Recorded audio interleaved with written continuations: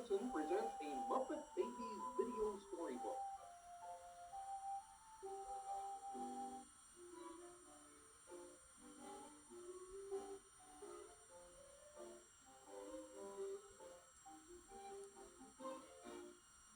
Oh, hi there. I've been expecting you. Today I'm going to read you some stories about the Muppet Babies. Are you ready? Are you comfortable? Because you have to be comfortable to hear the story, okay? Good. Now then. Now the story is called Meet the Muppet Babies, and it begins in the nursery. So why don't you imagine that you're in the nursery too, okay? Now Meet the Muppet Babies was written by Louise Gicko, and the pictures were drawn by Lauren Actonello. Baby Kermit was sitting on the nursery floor. He had a big cardboard box and was busy cutting a hole in it. "What a great cave," said Baby Fozzie, coming over for a look. "Just imagine," Fozzie went on, "a bear could tell jokes in this cave all winter long." "Bears hibernate in the winter," Kermit said. "They sleep until the weather gets warm again. They don't tell jokes." "They sleep all winter because they're bored," Fozzie explained. "If I told them jokes, they'd laugh all winter." "Anyway," Kermit added, "this isn't a cave, it's a..." But Fozzie had run off to get some warm clothes so the bears in his cave wouldn't freeze. "Wow," said Gonzo, who had wandered over to look at the big box. "What a terrific space station! Those must be Martians." "It's not a space station," said Fozzie. "It's a..." But Gonzo ignored him. "Now what it really means," he went on, "is a fleet of rocket-powered spaceships. Then I can travel into outer space. I can even get some milk for my cereal from the Milky Way."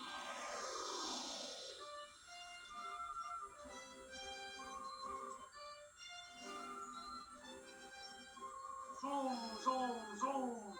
Gonzo flew to the Milky Way in his spaceship. He borrowed the Big Dipper to carry some milk back to the space station. He got there just in time for breakfast. That's when Scooter came by. "Terrific," he called out. "You're building a giant computer. But where's the keyboard?" "Huh?" said Gonzo. "This isn't a computer. It's a..." But Scooter had already gone to get his alphabet block. He wanted to build a computer keyboard. "Isn't it fantastic?" asked Scooter. "This is the biggest computer in the world. It can figure out anything, including how to add a million billion and a zillion trillion." "What a neat piano," said Ralph, coming over to see what was happening. "It's not a piano," Scooter said. "It's a..." But Ralph had already sat down to play. Ralph began to play his favorite song, in the key of G. When he was finished, the audience stood up and cheered. "I wish the rest of the orchestra were here," he thought, so he went to find them. "A parade," Skeeter sang out when she saw what Ralph was doing, "with a marching band and everything." "It's not a parade," Ralph insisted. "It's a..." Skeeter interrupted him. "I'm going to get my baton," she shouted. "Brum, brum, brum, brum, brum, brum."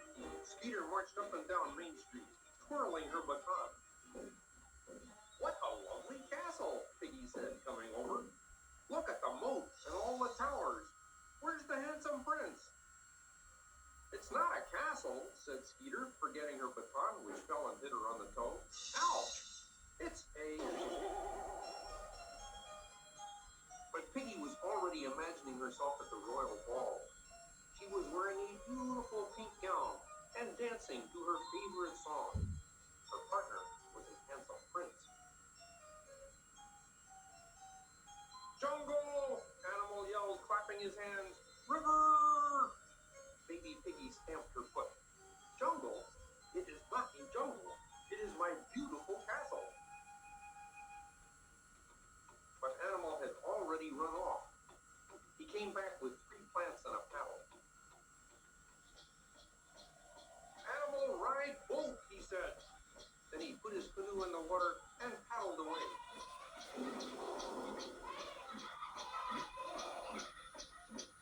Just then Nanny walked into the nursery. What is that? She asked, Looking at all the things on the floor. Jungle, Animal growled, sailing down the river. It's a castle, Nanny, said Piggy, whirling around, and I'm the beautiful princess. No, it's a parade, Skeeter insisted, picking up her baton.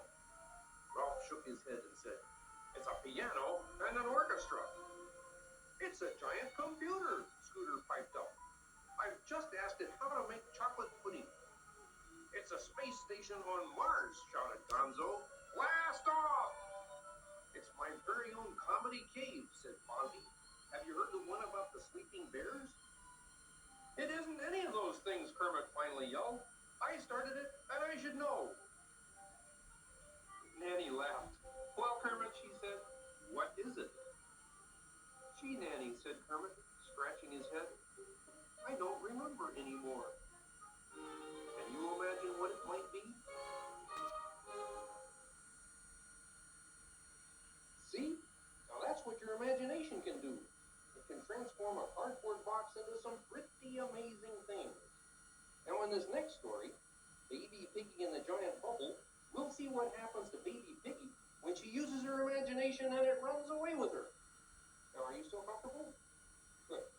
But don't get too comfortable because I don't want you to fall asleep while I'm reading the story. Because it's a very exciting story. Baby Piggy and